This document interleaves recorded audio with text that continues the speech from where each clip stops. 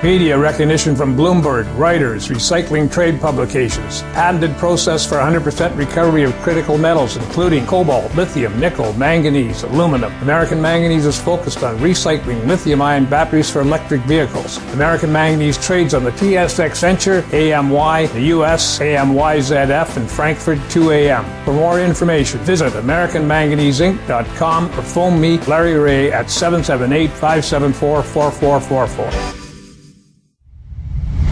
You're listening to HowStreet.com radio, available online at TalkDigitalNetwork.com. Welcome to HowStreet.com radio, the online source for market opinions. Here is Jim Goddard. My guest is Chris Vermeulen from TheTechnicalTraders.com. Welcome back to the show.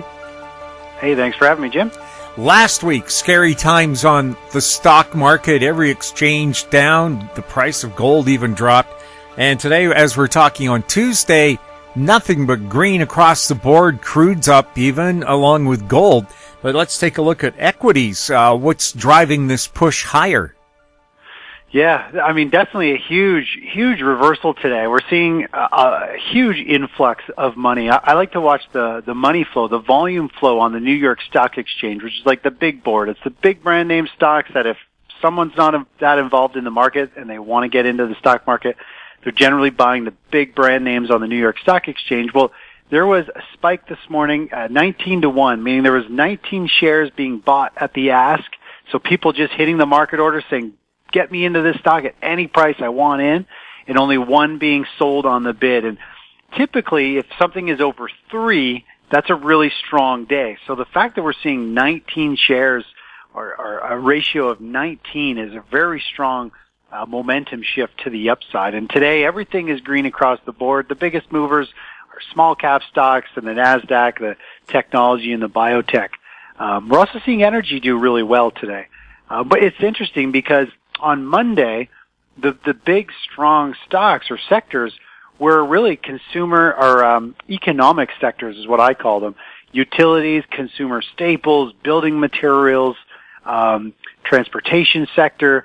It seemed like everyone was thinking, hey, okay, this world's going to keep on moving, and they were moving into these industrial or economic stocks. And then today, it's like everybody's piling into like biotech and technology. So we definitely have money moving into all sectors, but it was interesting how it moved into very interesting defensive kind of pocket yesterday, and today it's like all out, everybody piling into the more aggressive stocks like biotech and technology. So it's really exciting to see. I mean, the S&P 500 went from a pretty deep correction to it's only about a percent, 1.1% away from all-time highs. Like we're seeing a 2% rally in the S&P 500, over 3% rally in the NASDAQ. That is huge for those indexes. Well, the mantra the last 2 years has been buy the dips. Did people follow the same mantra this time? Well, hopefully. I mean, we haven't seen the market trend turn down. I mean, we have had a pullback, but we're still long the markets, and the internals and the strength is still there. It was getting really close to rolling over last week, but today and yesterday's kind of rebound definitely bringing things back to life, and here we are right back up testing all-time highs on the S&P 500 and NASDAQ, and you really do have to be long this trend. I mean, we're still in a raging bull market. A little pullback, a little fear is what usually kind of cleanses the market, and that's exactly what I think we've seen over the past couple of weeks was a little pullback, which turned into some fear, and then we had a news event, which was the new strain that triggered even more emotions, and I think that's cleansed the market and washed everyone out. And typically, when everybody panics out, is usually when the market puts in a bottom, and so that's what I'm hoping we're going to see here. And hopefully, from here on, it's blue skies ahead. It's the Santa Claus rally. So, when you're in a situation like this, then what's the strategy? Well, the strategy really, I mean, the bias, the seasonality is to be long going into the end of year.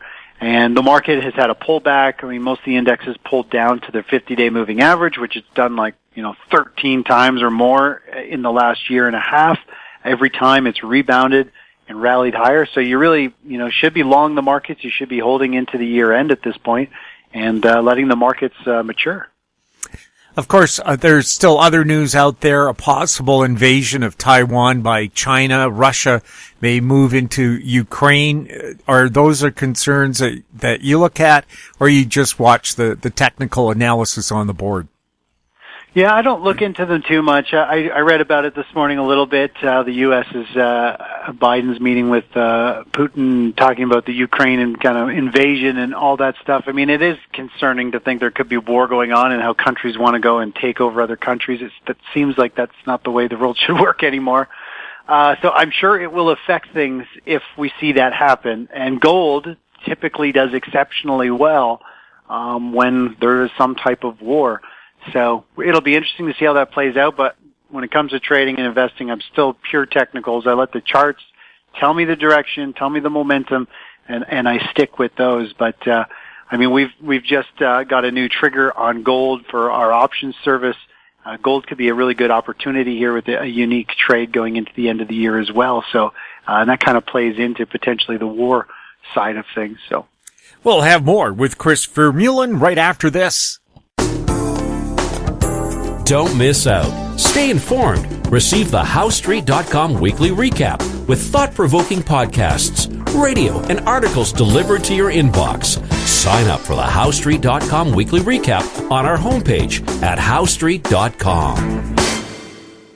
Welcome back. We're speaking with Chris Vermeulen. Chris, whenever there's possible world conflict, energy prices get affected. Any concerns about crude or natural gas prices?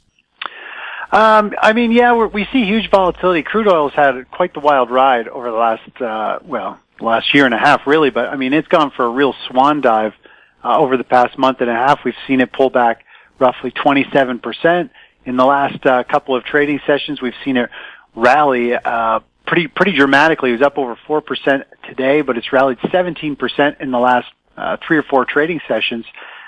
Definitely seeing this huge swing. A lot of it has to do with the COVID news, the news that caused like the stock market to sell off and crash. Well, obviously, if airlines and travel is going to close or borders are going to close down, that is not good for crude oil demand. Everything will come to a grinding halt, and that's why we saw crude drop. But now we're seeing it kind of rebound.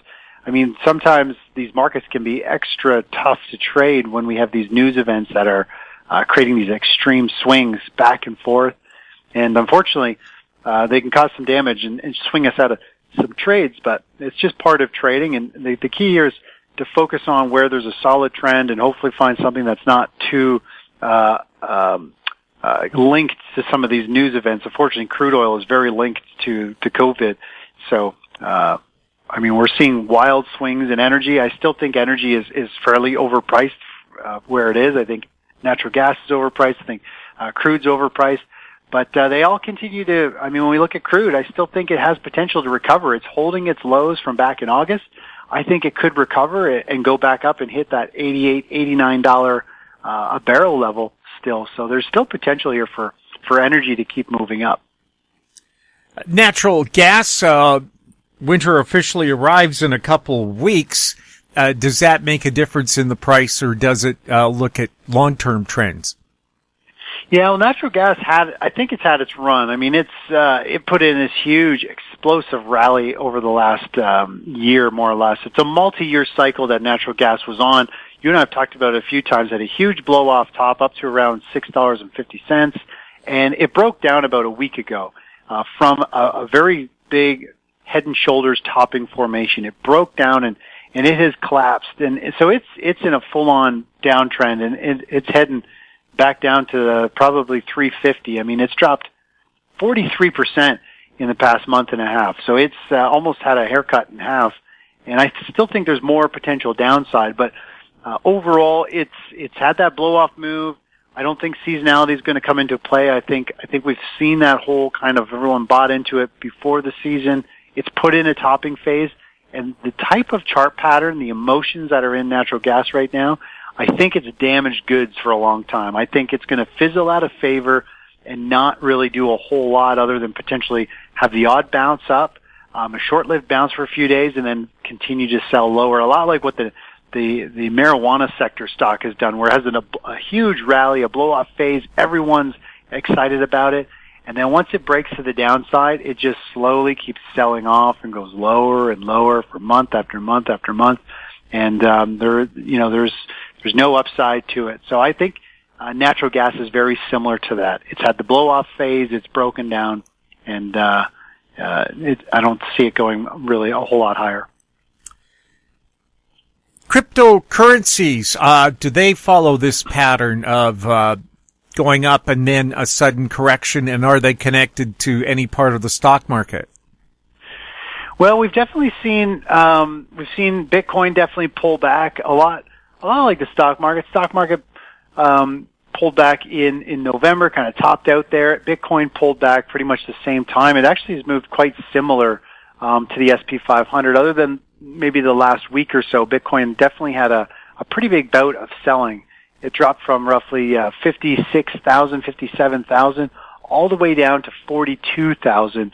So it had a really sharp drop of it, but that is typical for Bitcoin. It'll be trading somewhere, and then suddenly it has a huge red bar with massive volume, and it'll move 10 to 15% or 20% in a day or two. And that's kind of what's happened recently with a big washout. And now it's trying to stabilize. It has fallen back down to support. It is still holding a long-term uptrend, so it is definitely down at support. Most of the downside, I think, has been kind of taken out of it. As long as it can hold the lows that it put in a couple of days ago, down around 42,000, I think it's got potential to continue to rebound and move higher. But it's in a short-term downtrend and has a lot of mixed signals. It's definitely struggling to hold those kind of all-time highs. When it broke that 65,000 mark about a month ago, it really should have taken off and continued to push higher based on the size of the chart pattern. Instead, it's rolled over with some pretty strong selling volume. So it's not a clear trade in terms of which way it wants to go, but if you were to get involved with Bitcoin right now, it's more like it's at support. I think it could bounce to 55,000 very quickly from where it is right now. But that's about all the insight I have on it at this point. Gold and silver, have they perked up?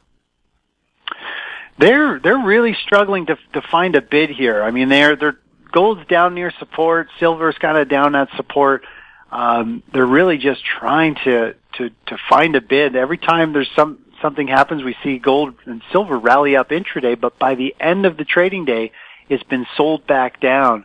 We have been seeing gold miners, though, come back to life in the last two trading sessions. And gold miners tend to rally just before the physical gold and silver do.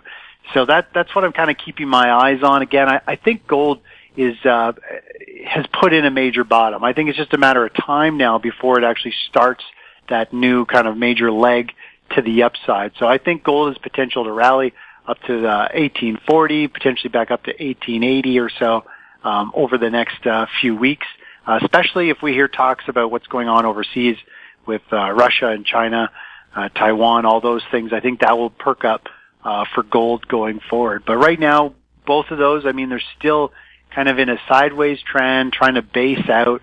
Both of them are down near support, so they should find some type of bounce here. But I'm not sure if it's going to be a big rally or not. I think it'll just be a bounce, and they continue to trade sideways for potentially a couple more months.